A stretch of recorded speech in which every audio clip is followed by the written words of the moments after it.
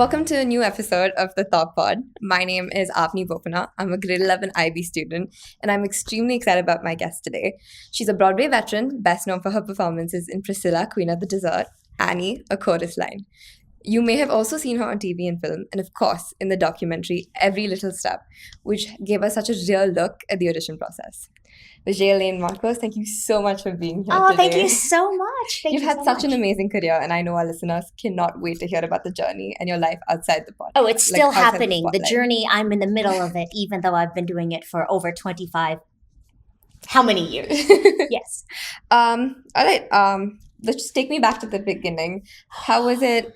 Like, when did you know for a fact that performing was what you had to do? You know, whenever I'm teaching and I go to schools, and it doesn't matter where I am, I'm always reminded that performing is fun. And that's where I found this, like, oh, I love doing this. This is fun. So it was in high school. Kind of like, in grade 11. I'm originally from Burlington, Ontario, Canada. So I'm originally from Canada. And my parents, in the Filipino culture, there is a lot of singing and dancing. Mm-hmm. So I just did it for fun, just because it felt good. And in my last year of high school, you're coming up on that, 12th graders, I know you have to make a choice in your life. And when I was in 12th grade, I realized I'm very good at math, so I should probably go into accounting. But then I saw this musical called Miss Saigon. Mm-hmm. And that was the first time I saw a stage that was filled with Asian performers, and specifically Filipino. And so that's when I thought, oh, maybe I could possibly pursue this, because I like doing it. But I just was curious. So that's when I started really just looking into it. But then at the end of 12th grade, I started auditioning for schools at the same time as applying for business schools. And since I got into AMDA, I thought, I just have to try this out. Mm-hmm. So that's kind of when it started in high school. And then I just took the next step and the next step. You were a part of a documentary, Every Little Step. Yes. And it was just such an emotional audition journey. Like, what did you really take away from that? I knew that when I was auditioning for that show, which is A Chorus Line, which is about dancers, about them auditioning for a show. When I was auditioning for that show, they made us sign this waiver that said, we're creating this documentary. Are you willing to have yourself being filmed and to be put into this documentary? And I didn't know how they were going to portray me, so I didn't know whether or not I was going to sign it. But as I was signing it, I do remember I told myself, I'm just going to do the best I can. That's it. So they can portray it whatever way they want, but I know I'm going to do the best I can. So at that moment, I wasn't really thinking of where it was going to go. I just thought in that very moment, my only job is to do the best I can and to prepare the best I can. So that's kind of what I thought about it. But when I watch it now, anyone who's going into the business, they should really watch it. Do you think that made such a big impact on, like, especially younger generations starting out? I actually see in colleges in the States, I see a lot of students who I actually have worked with recently who said, when I went to college, I watched that documentary. And they'll quote lines from it. And I realized, yeah, it is a very important documentary for people to see the reality of it. And I actually have a hard time watching it because I go, I can't believe I chose this career as I'm watching it, because it's so emotional, but it also shows how people really show themselves in the room. Because sometimes people ask, what happens in the room? What happens in auditions? That documentary will show you the reality of what's behind the table and what you might go through. Like, really just the behind the scenes and the whole process. Yes, and my favorite part is actually seeing people who got cut. And they are people like, his name is Andy Blankenbuehler. Mm-hmm. And he got cut from it. You know what he went on to do? He went on to choreograph this thing called Hamilton. Oh my God. And he got cut. So it's a reminder that, yes, someone might not be right for a certain project, but if you keep on going, you never know. And that's, at AMDA, we really focus on not so much of the result of every audition, but You went to an audition, now keep on going. You went to it, that's your job. Keep on going. So at AMDA, we really train even the idea of the craft, but the idea of what are you doing to keep on going? What are you doing? Are you creating a podcast? Are you creating your songs? Are you staying in dance class? So it kind of shows you that momentum. That documentary shows the momentum of you just have to keep on going, even though it's hard. What was something you wish you knew when you were just starting out? Oh my goodness, that it matters how. Okay, I'm still nervous when it comes to singing because I was a dancer first. And so when I sing, sometimes I still get nervous. So I think I want someone to tell me, you know, the nerves, like if I'm talking to anyone out there, you know, if you have nerves, you think they're going to go away. No, they're not. So sometimes people ask me, well, how do I get rid of the nerves? And now I realize, yeah, that comes along with you. Even as I'm sitting here, there are still nerves. She's right here nervous. I don't know what to say. I don't know what to say. That you come along with that. So that kind of comes along and you kind of just learn to embrace it and go, okay, here's me, but then my nerves are here as well. So I almost try to tell myself, just go, just do it anyway. Kind of. Yeah, I think that's great advice because I feel like a lot of like the people listening as well have gone through that, and like as a high school student, that's just something that always comes with it. High school, yes. Yeah. Which also leads me to my next question. You have such great comedic timing. Where do you think you got that from? Was it just like your family, like everything you've learned, your training?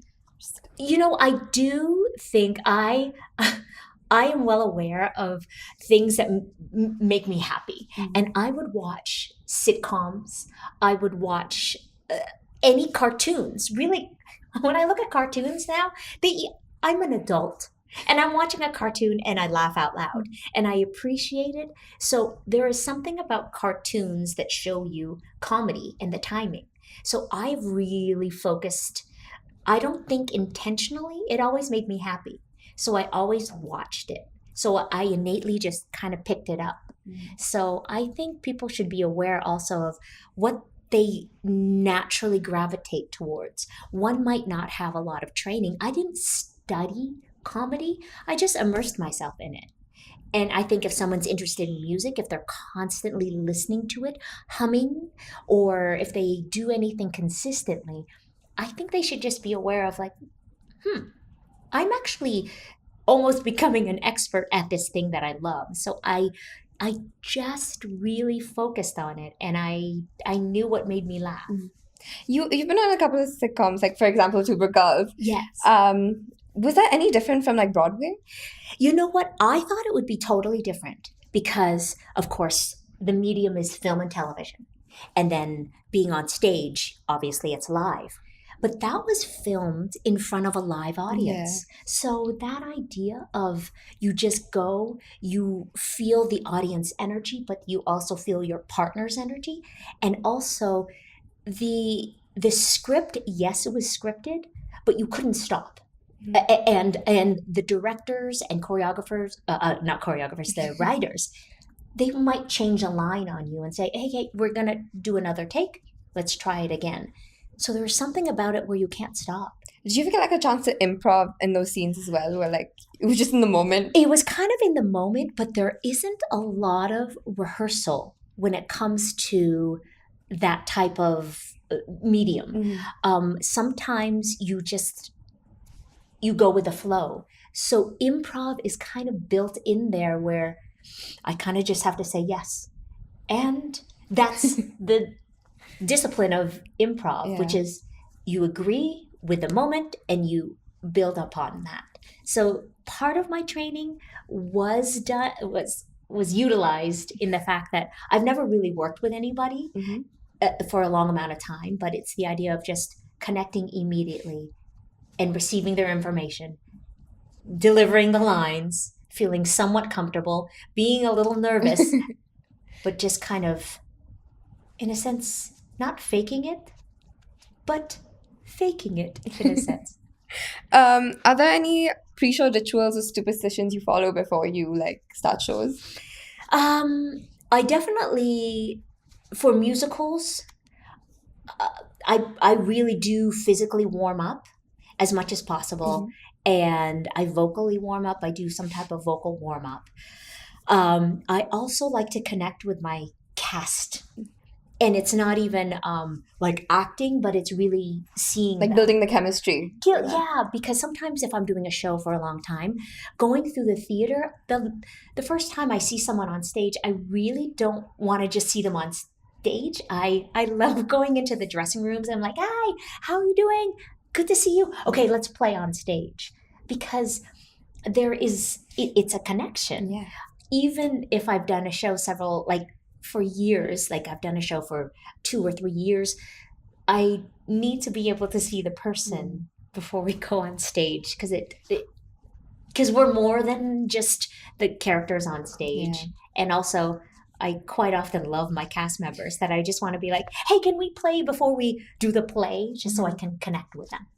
I know Broadway is such a physically and emotionally demanding thing, and I feel like in a way I relate to you there because like burnout's so common in high school, especially. Do you feel like you ever like burn out when you're like performing all the time? Oh, yes, absolutely. At the end of the day, I think some people have definitely seen me where you see this right there. That's just me recharging. This is me plugging the phone in and recharging. Because at the end of the day, I might be at 5%. And how are we when we're at 5%? Not a lot. So it's not me being mean, but I really have to do something for me. I have to reconnect. I have to probably not talk.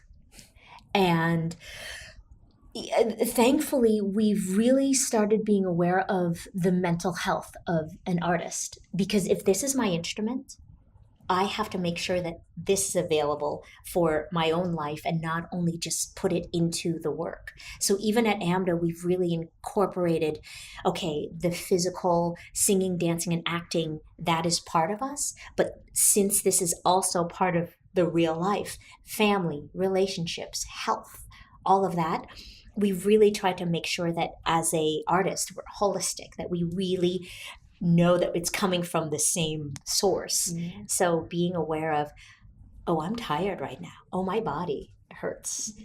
I think I better listen to that. I might need to get a massage, not because it feels good, but to kind of just recharge. So absolutely, burnout absolutely exists. A lot of teenagers struggle with self-confidence. What do you think helped you believe in yourself when you were younger? I didn't quite believe in myself. There was a lot of doubts. And I know I've been doing this business for over 25 years. And auditions in general are ridiculous. They're just absolutely, if we acknowledge that, what am I doing?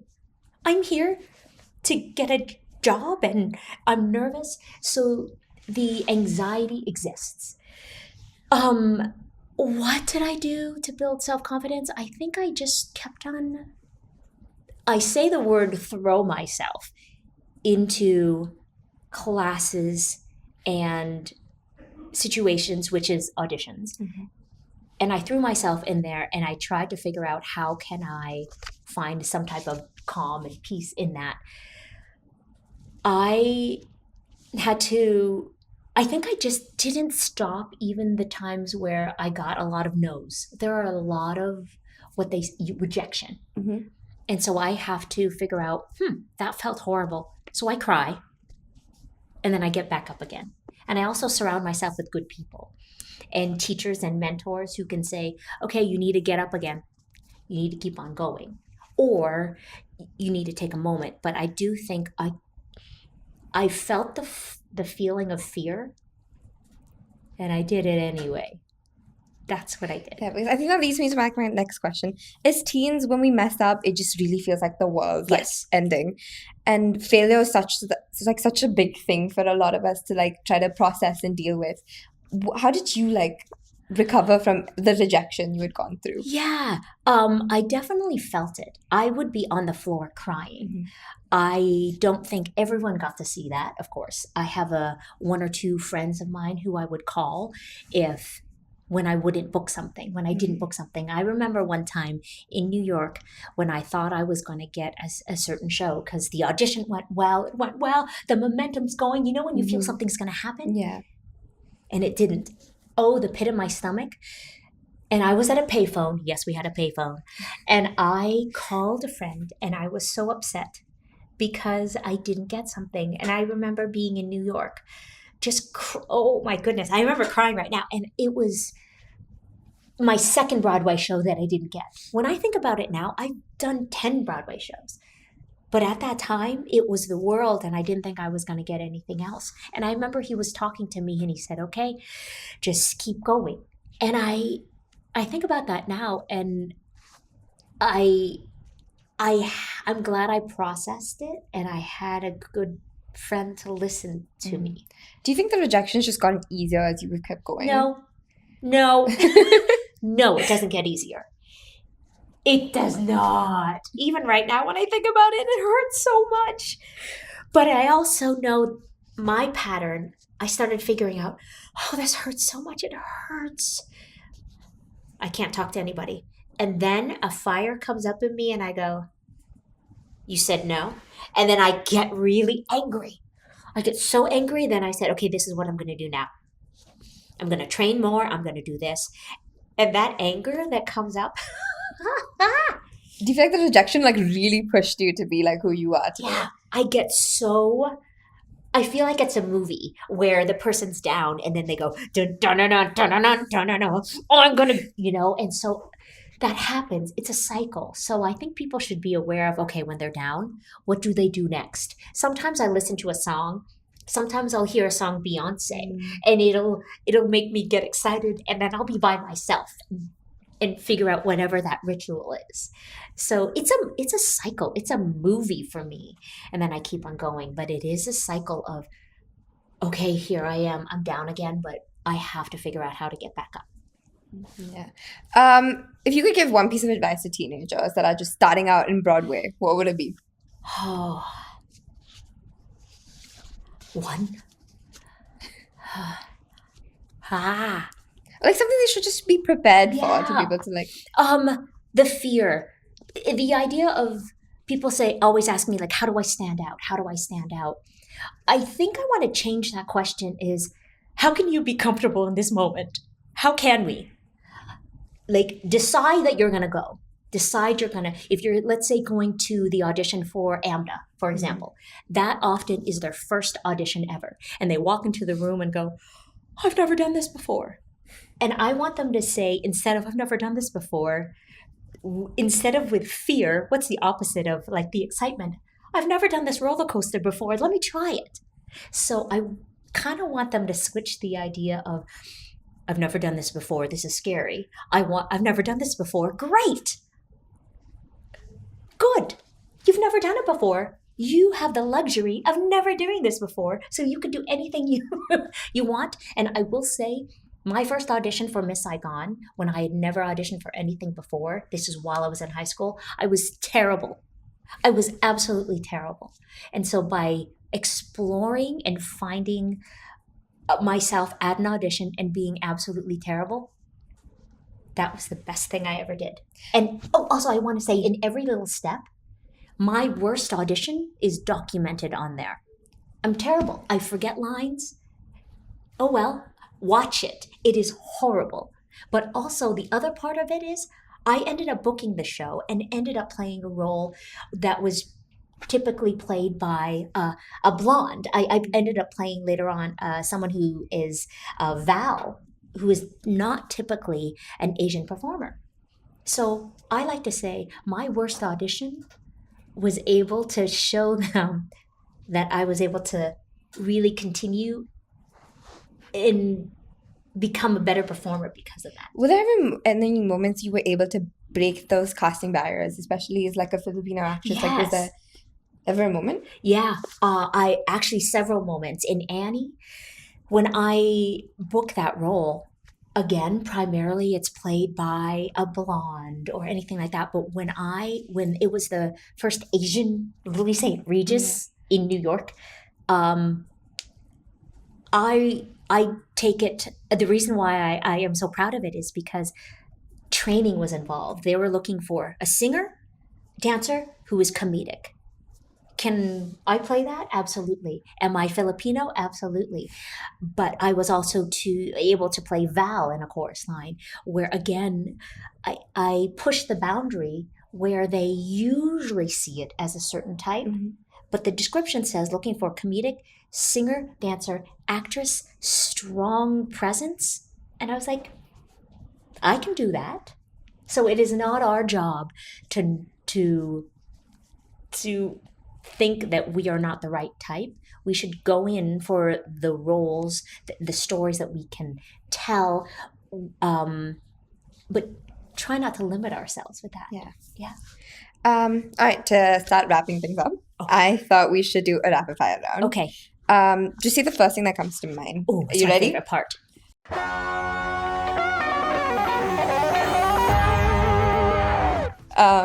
Okay. Morning person or night owl? Night owl. First Broadway show you ever saw? I think it was Joseph the Technical. Oh no, I'm wrong. Phantom. Dream role you haven't played yet? Ooh, my own show with me starring it. It's a sitcom.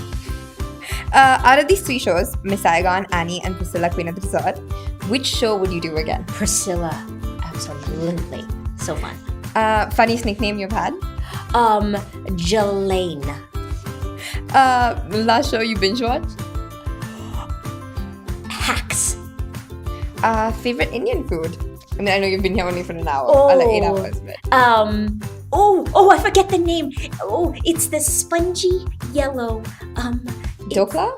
Is that what it is? Yes. Okay. Oh, it's so good. Favorite city you've traveled to? Oh, Bengaluru. Your impression of Bangalore traffic in one word?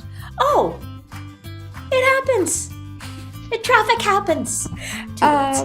And my final question, what is the song that always makes you dance? Oh, Flawless, Beyonce.